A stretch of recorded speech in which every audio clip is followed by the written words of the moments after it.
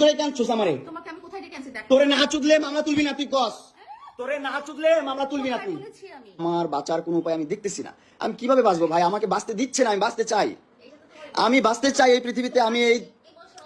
আমি মদ শোনো, তোমার মতন মহিলা, তোমার মতন জঘন্য মহিলা আমি আমার লাইফে দেখি না। তোমার মতন জঘন্য মহিলা আমি আমার লাইফে দেখি না। বিশ্বাস করো, তুমি এতটা হিটলার, এতটা বুদ্ধি তোমার মাথায়।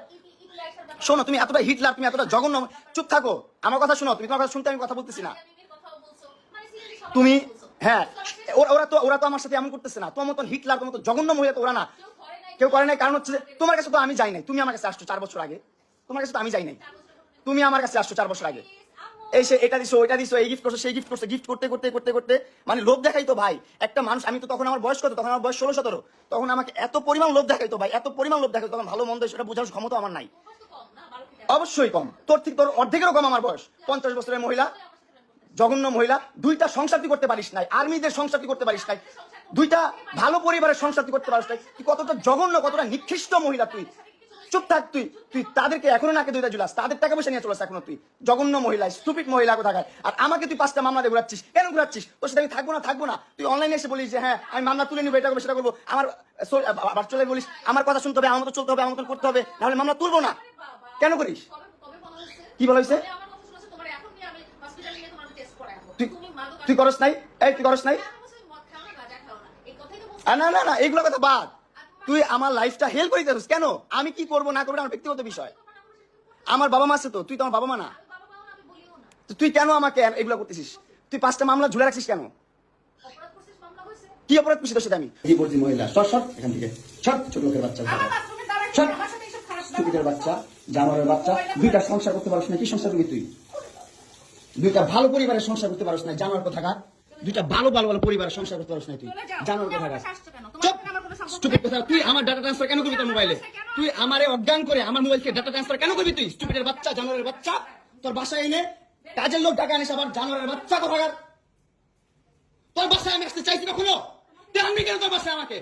তুই আমার মোবাইল থেকে আমার ডাটা ট্রান্সফার কেন করবি তুই? জানোয়ারের বাচ্চা। আমি আমার ফ্রেন্ডের সাথে ঘুরতেই পারি না, স্বাভাবিক। তুই ওই ভিডিও ফটো কেন তুই তোর সাংবাদিক বন্ধুদেরকে দিবি? স্টুপিডের বাচ্চা।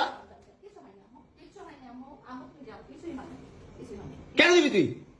কেন করবি আমার সাথে খেলাবেলা? মামলা করে আবার একটা খেলা করতেছিস। মামলা উঠাবি, আবার উঠাবি না। কেন করতেছিস তুই আমার সাথে খেলা?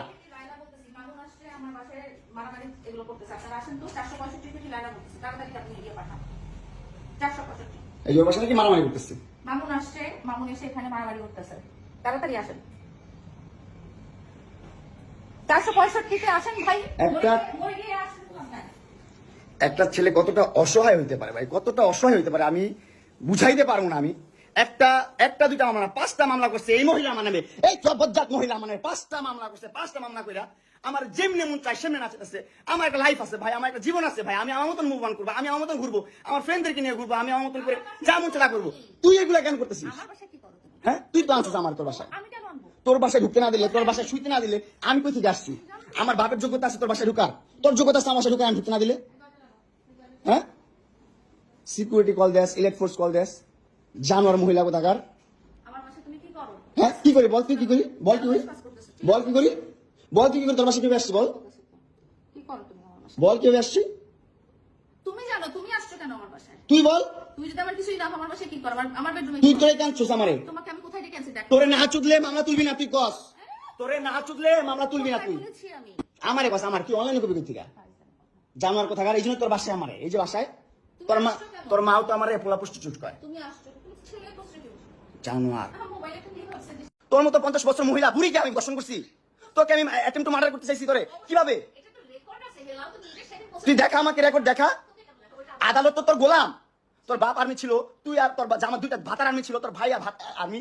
তোর টাকা পয়সা অডালা যা মন চায় তা করতেছিস। আমরা তো গরিব পরিবারের সন্তান, আমাদের তো কোনো দাম নাই দুনিয়াতে। আমাদের জন্মটাই হচ্ছে ভুল। আমাদের জন্মটাই ভুল, বুঝছিস? এই দুনিয়াতে, এই যে আমাদের এই দুনিয়াতে জন্মটা নেওয়া হচ্ছে। কতটা রিল্যাক্স, কতটা নির্লজ্জ, কতটা বেহায়া।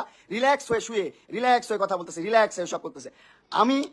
আমি কি করবো ভাই? আমার লাইফটা আমি কি করবো? আমি চাচ্ছি সুন্দর করতে আমার লাইফটা।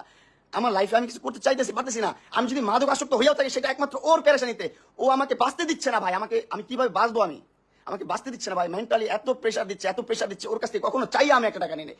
ও আমাকে হাইদা এটা করছে, এটা দিচ্ছে, সেটা দিচ্ছে, লোভ দেখায় না, মোলা ঝুলাই না, এই জায়গায় রাখছে, ওর বাসা এই জায়গায়, ওর কাজের লোক, ওর বাপ মা, ওর 14 গোষ্ঠী সব এই জায়গায়, ওর কাজের লোকদেরকে ডেকে নিয়ে আসছে পিটানোর জন্য, আমাকে মারার জন্য। তারপর ওই নিচে রাজুকে ফোন দেয়, রাজু উপরে আসো তাড়াতাড়ি, সিকিউরিটি গার্ডদেরকে ফোন দেয় তাড়াতাড়ি আসো, আমার বাসায় ক্রিমিনাল ঢুকে গেছে প্লিজ। হ্যাঁ, ভালো নাটক হচ্ছে।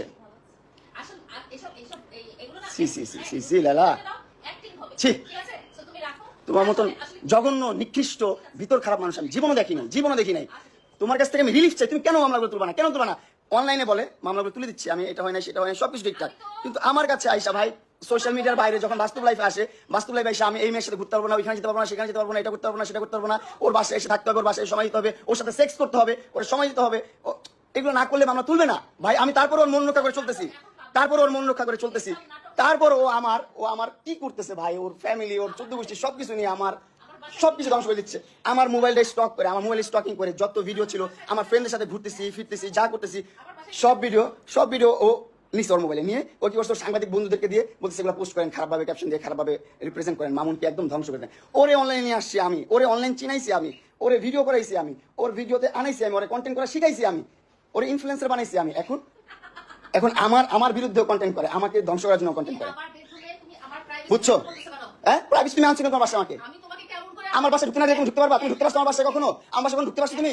আমার বাসায় কখনো ঢুকতে পারছো তুমি? কখনো কারো বাসায় জি না, তুমি আনছো আমাকে মামলার জোর দিয়ে আনছো তুমি আমাকে মামলার জোর দিয়ে। বলো কথা বলো, তোমাকে আমি সমস্যা নাই, তুমি তোমার রাইট দেখে সুন্দর করে বসছো, কথা বলার জন্য বলো, আমি কথার উত্তর দিব, সমস্যা নাই, বলো তো, আমি তোমার কথা উত্তর দিব। তুমি তোমার বেডরুমে আনছো, তোমার বেডরুমে অ্যাক্সেস, হ্যাঁ তোমার বেডরুমে ঘুম পাড়াইছো আমাকে সারা রাত তুমি আমাকে, অবশ্যই। তুমি ট্রেসপাস করছো আমার বাসায়। জি না, আমি যদি না চাই, এই দেখেন একটা পরিবেশ কখনো কি এরকম থাকে, ও আর আমি থাকবো কখনো, ও আর আমি কখনো থাকবো যদি? মাননীয় আইন উপদেষ্টার কাছে আকুল আবেদন, এ দুইটাকে গ্রেপ্তার করা হোক, জনগণের কাছে